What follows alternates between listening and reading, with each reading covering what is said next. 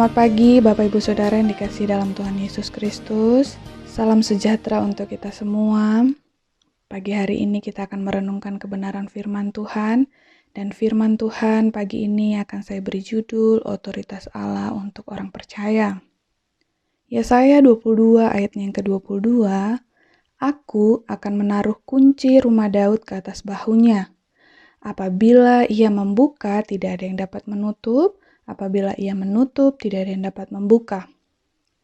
Nah, konteks ayat firman Tuhan pagi hari ini adalah otoritas yang Allah berikan kepada Eliakim bin Hilkia.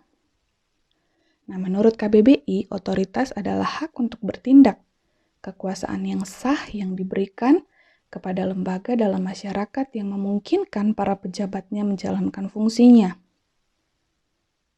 Setiap kita pernah mendengar apa itu otoritas. Namun, tidak semua yang mau menggunakannya dalam kehidupan mereka. Mengapa itu terjadi? Karena mereka tidak pernah menyadari bahwa otoritas itu ada di dalam kehidupan mereka. Salah satu contoh yang paling mudah untuk meyakini pernyataan di atas adalah ketika seseorang berada dalam kesulitan.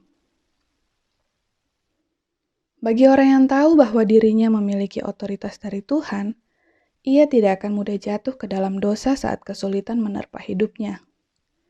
Sedangkan orang yang tidak tahu, ia akan mudah melepaskan Tuhan dari hidupnya dan akhirnya tinggal di dalam dosa. Begitu besarnya pengaruh suatu otoritas dalam kehidupan manusia, khususnya anak-anak Allah. Tanpa otoritas, kita akan mudah dikendalikan oleh situasi dan kondisi sekeliling kita. Bahkan lebih parahnya lagi, kita akan mudah dikendalikan oleh sang penipu ulung, yaitu iblis. Allah mengetahui hal ini dan karenanya, Dia memberikan kunci otoritas bagi setiap manusia. Kunci ini begitu penting, tidak boleh dilepaskan oleh siapapun yang ingin hidup dalam kemenangan. Ada dua hal yang perlu sama-sama kita renungkan mengenai otoritas Allah untuk orang percaya. Yang pertama, pakailah kunci otoritas dari Tuhan. Pakailah kunci itu mengawali hidup kita. Biasakan sebelum merencanakan kegiatan-kegiatan kita, rencanakanlah terlebih dahulu doa-doa kita. Sebuah hal yang keliru jika kita mengajukan suatu proposal yang sudah direncanakan terlebih dahulu kepada Tuhan tanpa terlebih dahulu berdoa kepadanya.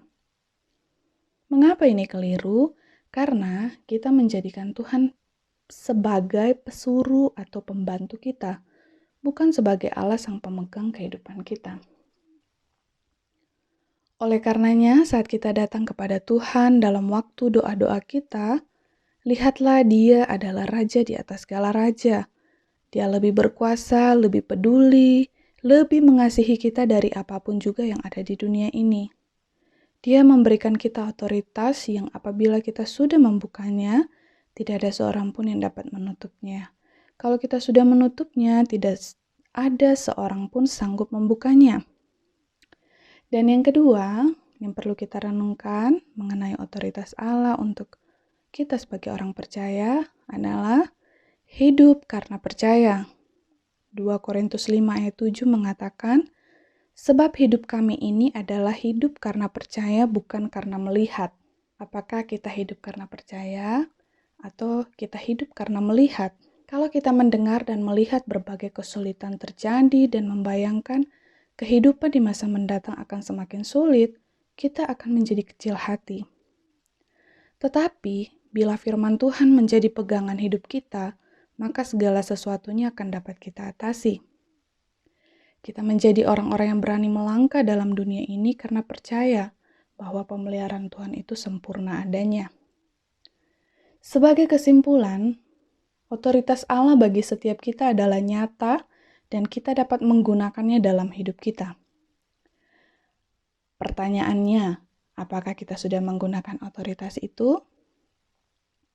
Sebagai ayat penutup renungan kita pagi hari ini, Matius pasal 16 ayat yang ke-19, kepadamu akan kuberikan kunci kerajaan sorga. Apa yang kau ikat di dunia ini akan terikat di sorga, dan apa yang kau lepaskan di dunia ini akan terlepas di sorga. Puji Tuhan, demikian renungan firman Tuhan pagi hari ini. Kiranya bisa memberkati kita semua. Tuhan Yesus memberkati. Mari sama-sama kita berdoa. Tuhan Yesus, terima kasih untuk kebenaran firman-Mu. Tuhan tolong mampukan kami untuk menggunakan otoritas yang sudah Kau percayakan dalam kehidupan kami dengan baik, sehingga kami benar-benar menjadi anak-anak yang melakukan kebenaran firman-Mu, dan bertumbuh dalam kebenaran firman-Mu. Iman kami menjadi kuat dalam kebenaran firman-Mu, sehingga Kau datang kali yang kedua, Kau dapati kami masih memiliki iman yang kuat untuk tetap percaya kepadamu, karena kami menggunakan otoritas daripada-Mu, Tuhan. Terima kasih Tuhan Yesus, kami berdoa dan bersyukur, siap memasuki hari yang baru ini bersama-sama dengan Engkau. Dalam nama Tuhan Yesus Kristus, haleluya, amin.